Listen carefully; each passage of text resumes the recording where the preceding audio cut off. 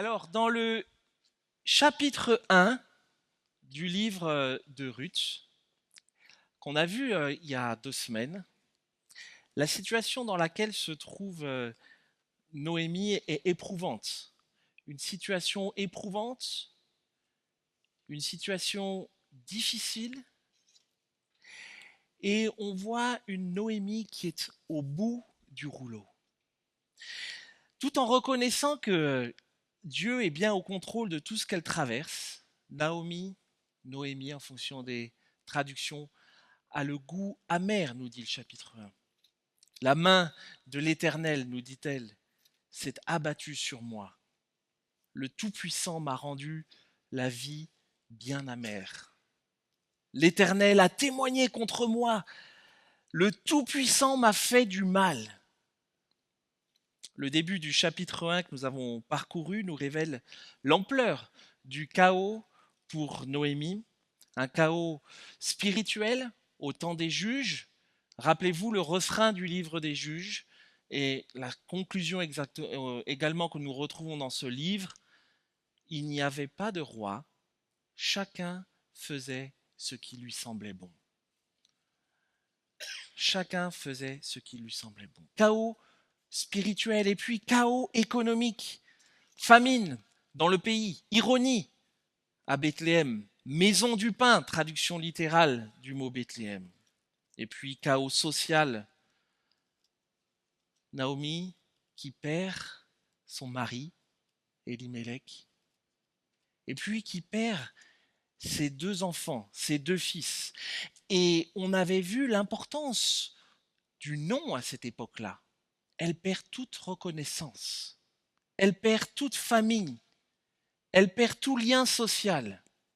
Noémie est au fond du trou, elle est sans espoir, et franchement, pour elle, la vie ne vaut plus la peine d'être vécue. Et pourtant, vers la fin du chapitre 1, on perçoit l'espoir qui renaît au milieu des pleurs. Ruth, sa belle-fille, se convertit à Dieu et décide de rester attachée à Noémie. Ruth et Noémie rentrent en Israël au début de la moisson des orges. La famine n'est plus, mais elles sont malgré tout dans le besoin, notamment le besoin de se nourrir. Et le chapitre 2 de Ruth, que nous allons parcourir ce matin, va nous montrer que l'espoir pour Noémie va continuer à renaître au milieu d'une rencontre complètement inattendue. Alors, nous allons lire le livre de Ruth au chapitre 2, les versets 1 à 4. Noémie avait un parent de son mari. C'était un homme puissant et riche, de la famille d'Elimelech, et qui se nommait Bouze ou Boaz en fonction des traductions. Ruth, la Moabite, dit à Noémie, « Je vais aller au champ pour glaner des épis derrière celui dont j'obtiendrai la faveur. » Elle lui dit, « Va, ma fille. » Elle partit et s'en vint glaner dans un champ derrière les moissonneurs. Il se trouva que la pièce de terre appartenait à Boaz, qui était de la famille d'Elimelech. Voici que Boaz vint de Bethléem et dit aux moissonneurs, « Que l'Éternel soit avec vous. » Ils lui répondirent, « Que l'Éternel te bénisse. » Boaz dit à son serviteur chargé de surveiller les moissonneurs, « À qui est cette jeune femme ?» Le serviteur chargé de surveiller les moissonneurs répondit, « C'est la jeune Moabite qui est revenue avec Noémie de la campagne de Moab. Elle a dit, je vais glaner et ramasser des épis entre les gerbes derrière les moissonneurs. Depuis qu'elle est venue ce matin, elle a été debout jusqu'à présent et ne s'est assise qu'un moment à la maison. » Fin de la lecture pour le moment. Nos nouveaux chapitres, nouvelle scène. Et puis on a toujours 2 personnages, mais maintenant un nouveau personnage, Boaz. Boaz, qui nous apprend le texte, est un parent de Noémie. C'était un homme puissant et riche de la famille d'Elimelech. Ça peut nous paraître banal comme information, et pourtant ce premier verset nous apprend quelque chose de complètement surréaliste et de très important. Surréaliste parce que lorsqu'on lit le chapitre 1, on a l'impression que Noémie est comme seule au monde, plus de famille, plus d'espoir pour elle. Et ici, on découvre finalement que non. Importante parce que cet homme, Boaz, pourrait se marier à elle ou à Ruth et permettre ainsi à la lignée de son mari Élimélec de continuer en référence à cette loi, vous vous rappelez, assez étrange, la loi du Lévira. C'est incroyable de constater une nouvelle fois comment le désespoir dans nos vies a le pouvoir de nous faire oublier beaucoup de choses, de nous faire comme aveugler sur la réalité et finalement d'assombrir notre avenir. Le désespoir chez Noémie est tel qu'elle avait oublié l'existence de Boaz, de la lignée de son mari. Boaz, un homme riche et puissant, propriétaire de terres agricoles, mais pas que. On comprend que Boaz est également un homme de Dieu, un homme attaché à Dieu. Boaz bénit même ses employés. Que l'Éternel soit avec vous. Je ne sais pas si lorsque vous allez dans votre travail ou demain matin vous vous retrouverez au bureau, si votre patron va vous saluer en vous disant que l'Éternel soit avec toi. Ah, ça peut arriver, hein, mais je ne pense pas. Et c'est bien plus qu'une formule de politesse. C'est bien plus une formule de politesse et on comprend dans ce texte que Boaz est un homme qui aime Dieu et qui cultive dans sa vie, dans ses relations et même dans son travail une saine crainte de Dieu. Cela transpire clairement dans ce texte.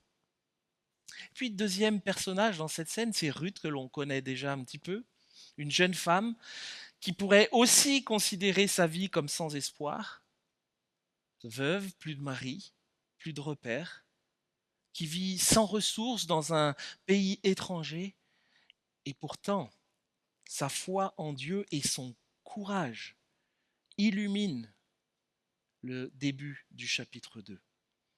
Je vais aller au champ pour glaner des épis derrière celui dont j'obtiendrai la faveur. Et sa belle-mère Noémie lui dit, va, ma fille. La loi juive à cette époque autorise aux personnes démunies et sans ressources d'aller ramasser, glaner ce qui pouvait rester derrière ceux qui moissonnaient les récoltes. Mais ces personnes prenaient aussi le risque de s'exposer aux moqueries et au rejet de la part des propriétaires, mais aussi des ouvriers qui étaient là et qui travaillaient dans les champs. Ruth, une femme étrangère, certainement assez mal vue, qui prend d'elle-même l'initiative d'aller chercher de quoi manger pour elle et sa belle-mère. Ruth soumet son projet à sa belle-mère, qui lui donne sa bénédiction. Initiative de Ruth, courage, mais aussi sagesse et humilité de sa part qui arrive dans un pays qu'elle ne connaît pas, un pays dont elle ne connaît pas les coutumes. Ruth part chercher à manger. Boaz arrive de la ville. Une rencontre inattendue va se produire et la providence de Dieu de nouveau se révéler. Boaz, qui arrive des champs, dit à son serviteur chargé de surveiller les moissonneurs, à qui est cette jeune femme? Voilà, on peut se poser plein de questions. Hein. Est-ce que Ruth lui tape à l'œil ou pas? Le texte ne le précise pas. Le serviteur chargé de surveiller les moissonneurs répondit, c'est la jeune Moabite qui est revenue avec Noémie de la campagne de Moab. Elle a dit, je vais glaner et ramasser des épis entre les gerbes derrière les moissonneurs. Depuis qu'elle est venue ce matin, elle a été debout jusqu'à présent et ne s'est assise qu'un moment à la maison. On assiste là à une rencontre inattendue entre Ruth et Boaz. Boaz remarque la présence de Ruth. Son serviteur lui explique sa présence et tient des propos plutôt élogieux à l'égard de Ruth. Des propos qui ne seront sans doute pas étrangers à la réaction de Boaz dans la suite du texte.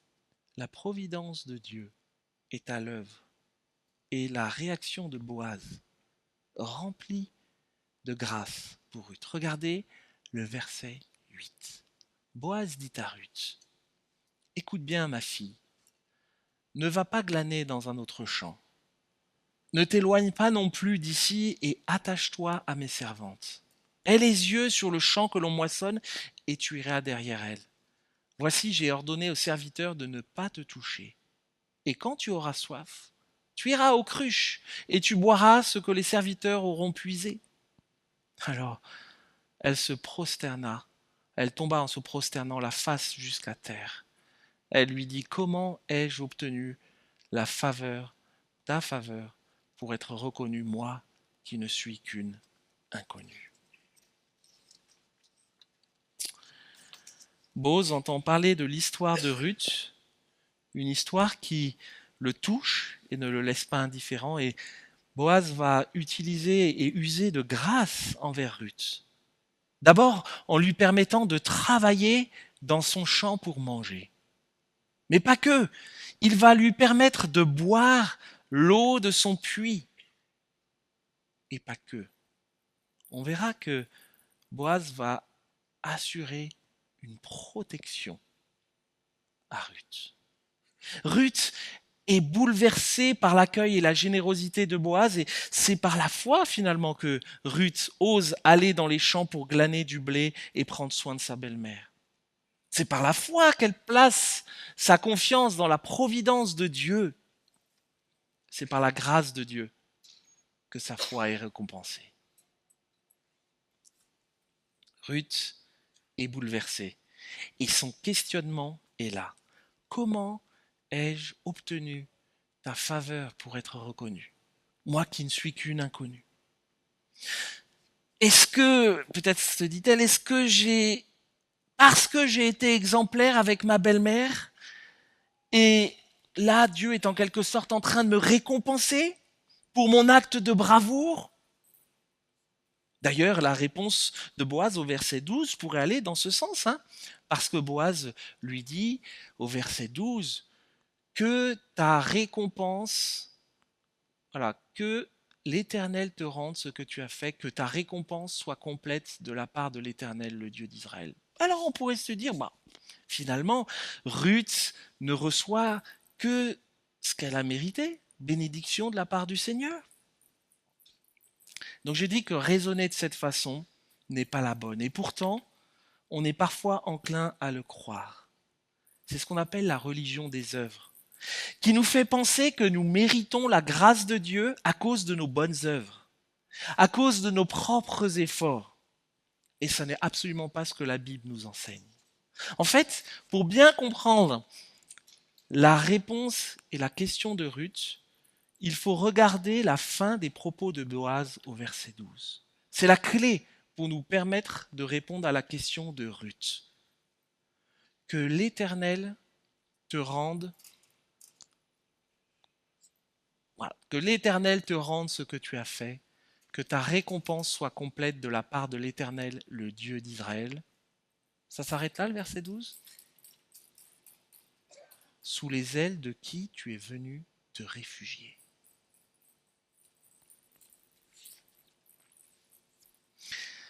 C'est parce que Ruth s'est réfugiée sous les ailes de Dieu. C'est parce que Ruth a décidé de se placer sous sa protection, de reconnaître humblement que Dieu est Dieu et qu'elle n'est pas l'héroïne à cause de ses réalisations. Que la providence de Dieu pour elle devient, et pour tous ceux qui l'entourent, devient une évidence. Mais bien aimé, se réfugier sous les ailes et la protection de Dieu, c'est reconnaître que c'est de Dieu seul que nous dépendons. C'est avancer avec la force que Dieu seul peut me donner, y compris dans les œuvres bonnes que nous pratiquons. C'est reconnaître que tous les bienfaits de Dieu ne sont pas le fruit de nos mérites ou de nos œuvres, mais qu'ils sont pure grâce de Dieu pour nous. C'est laisser la gloire de Dieu prendre toute la place plutôt que de nous mettre en avant et d'en retirer un avantage. C'est cultiver un sentiment d'émerveillement pour Dieu et son œuvre dans nos vies, plutôt que de se satisfaire d'un sentiment mal placé d'accomplissement ou d'affirmation de soi, très à la mode en ce moment dans tout ce qui est philosophie du développement personnel. C'est ça l'une des grandes différences entre la religion des œuvres et la grâce de Dieu. La religion des œuvres trouvera toujours le moyen d'attirer l'attention sur nos réalisations, sur nos performances, en estimant que Dieu doit nous récompenser à la hauteur de notre performance. Alors que lorsque nous saisissons réellement le sens de la grâce de Dieu, nous disons, je n'ai aucune prétention. Je veux juste te suivre en t'écoutant et en décidant de me placer, de me réfugier sous tes ailes. À toi seul, Seigneur, soit toute la gloire pour ta providence dans ma vie. Décider de se réfugier sous la protection de Dieu, c'est aussi décider de le suivre. Qu'est-ce que ça change dans nos quotidiens? On a entendu Naoum, et Séphora témoigner clairement qu'elles avaient décidé de se placer sous la protection de Dieu, décider de le suivre. Pour nous qui avons déjà fait ça, ce pas-là avec Dieu, qu'est-ce que ça change dans nos quotidiens de décider de se placer, de se réfugier sous les ailes de notre protecteur, de notre Seigneur? Comment est-ce que cela impacte nos choix? Comment est-ce que cela impacte nos projets? Qu'est-ce que ça change dans le choix de tes études? Qu'est-ce que ça va changer dans le choix de votre travail, dans votre orientation professionnelle? Qu'est-ce que ça va changer dans le choix d'un conjoint, d'un mari, d'une femme? Qu'est-ce que ça va changer dans la manière dont tu sers Dieu et dont tu t'engages dans son œuvre avec tes dons? Qu'est-ce que ça change dans ta manière de prendre soin de ta famille?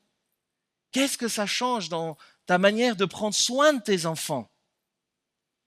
Qu'est-ce que ça change dans ta manière de travailler, dans ton rapport avec tes collègues, ta hiérarchie? Qu'est-ce que ça change dans les situations difficiles que tu peux traverser? Qu'est-ce que ça change finalement dans ta vie tout simplement? Se réfugier sous les ailes de Dieu ne consiste pas simplement à demander une protection à Dieu comme une sorte de bouclier magique.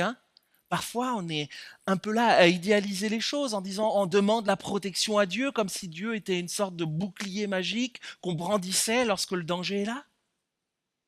Mais cela consiste aussi à accepter l'autorité de Dieu et de sa parole dans nos vies. Les deux choses sont indissociables. Je ne peux pas d'un côté demander la protection de Dieu et de l'autre faire ce que je veux de ma vie. On accepte facilement la protection. Plus difficile de se soumettre à Dieu. Pourquoi? Parce que se réfugier sous les ailes de Dieu peut nous paraître parfois comme l'endroit le plus inconfortable, comme l'endroit le plus difficile et parfois même peut-être comme le plus risqué pour nous. Parce que c'est finalement l'endroit où nous acceptons de lâcher prise.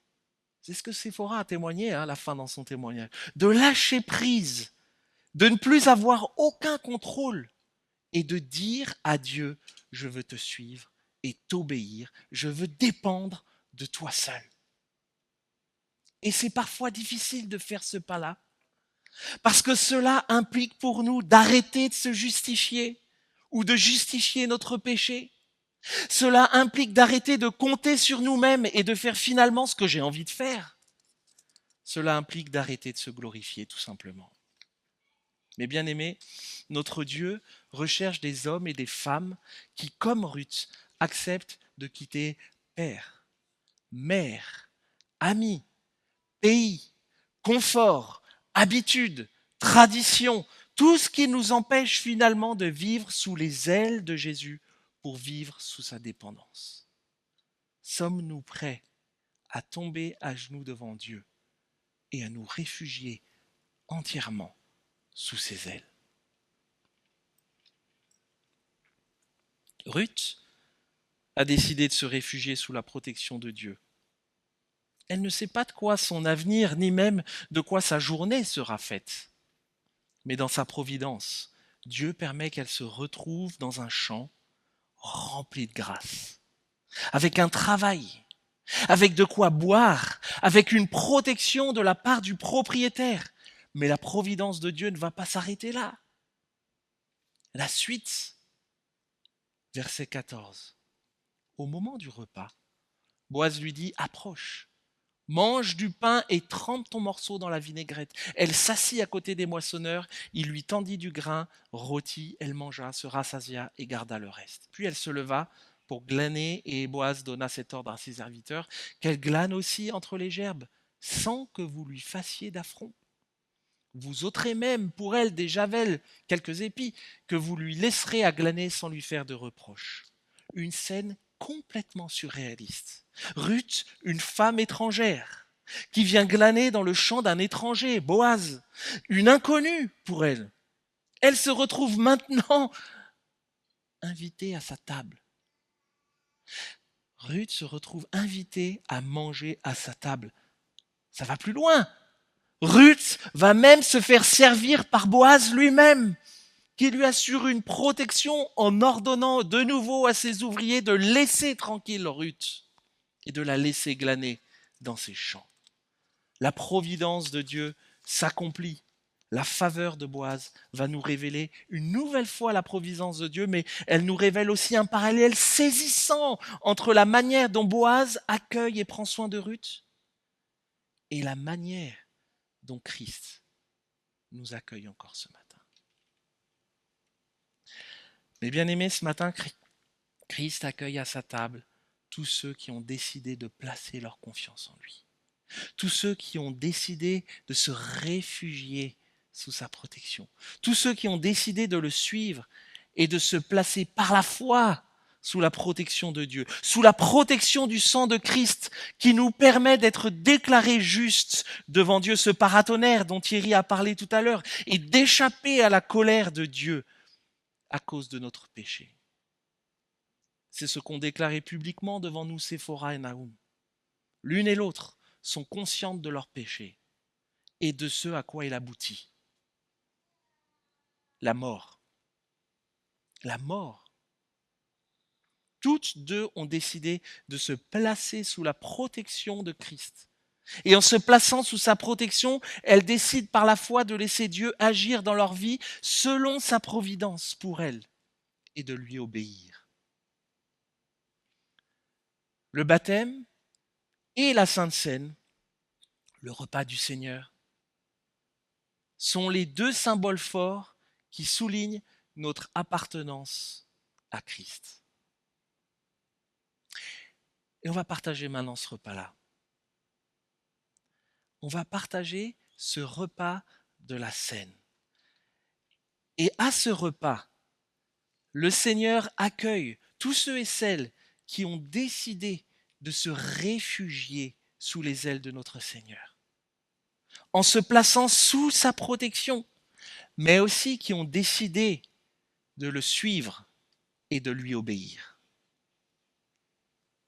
Il accueille à cette table tous ceux et celles qui ont manifesté publiquement leur appartenance à Jésus, en se faisant baptiser, comme l'ont fait ce matin Séphora et Nahum. La suite continue parce que après le repas, vous pouvez vous asseoir, on ramassera les coupes après, il y aura le temps. Après le repas, Ruth, qu'est-ce qu'on fait en général après un repas? On fait une sieste, surtout le dimanche. Mais là, Ruth ne va pas faire de sieste, elle va continuer de travailler dans le champ de Boaz. Puis elle va rentrer pour retrouver Noémie. Elle glana dans le champ jusqu'au soir et bâtit ce qu'elle avait glané. Il y eut environ un épha d'orge, 14 kilos. Ça, c'est pas dans le texte, c'est moi qui ai rajouté pour notre compréhension. Elle l'emporta, rentra en ville et montra à sa belle-mère ce qu'elle avait glané. Elle sortit aussi le surplus de son repas et le lui donna. Sa belle-mère lui dit, où as-tu glané aujourd'hui? Et où as-tu travaillé? Béni soit celui qui a fait attention à toi. Elle raconta à sa belle-mère ce qui s'était passé avec lui, puis elle dit, le nom de celui à qui j'ai eu affaire est Boaz. Noémie dit à sa belle-fille qu'il soit béni de l'Éternel, qui n'abandonne pas sa bienveillance envers les vivants et les morts. Cet homme est notre proche parent, lui dit encore Noémie. Elle a les yeux qui s'ouvrent. Hein. Il est de ceux qui ont envers nous devoir de rachat.